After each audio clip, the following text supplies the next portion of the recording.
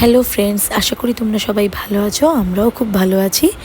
3 April বুধবার আমি যেদিন বাড়ি ফিরলাম, মানে বেহালায় ফিরলাম, সেদিন সকালবেলার থেকে রিয়ান একটু দিন্নার সাথে খেলা করছিল। তো সারাদিন আমার আর কোনো ব্লগ করা হয়নি। একদম বাড়ি ফেরার সময় গাড়িতে উঠে তারপর ব্লগ করলাম। বাড়ি ফিরেও আমাদের আর সেদিন বিশেষ কোনো ব্লগ করা হয়নি। একদম নেক্সট ডেতে চলে যাই 4 এপ্রিল। দেখো, রিয়ানের বাবার ডিউটি ছিল 11টার থেকে। রিয়ান মাঝখানে অনেকক্ষণ উঠেছিল, জেগেছিল। তারপর একটা ন্যাপ নিচ্ছিল। ওকে আমি ঘুম পাড়িয়ে কিছু কাজ ছিল সেগুলো সেরে নিচ্ছিলাম। ওর বাবা ডিউটি বেরিয়ে গেল, আমি ওর খাবারগুলো রেডি করছিলাম।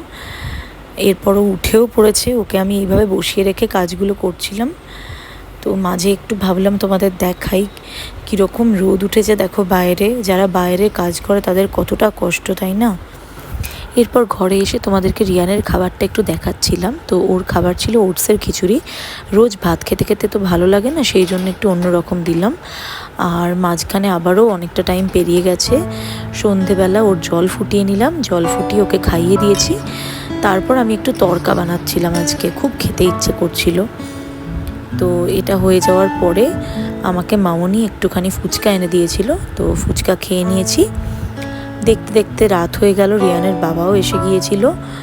রিয়ান খাওয়া কমপ্লিট করে একটু ওর বাবার সাথে খেলছিল। পরের দিন অনিকেতের সকাল 8:30টায় আবার ডিউটি। তো আর এরপর আমি ব্লগ করিনি। এই ব্লগটা যদি তোমাদের ভালো লেগে থাকে তাহলে please like, share and subscribe করে দিও। Good night, tata, take care.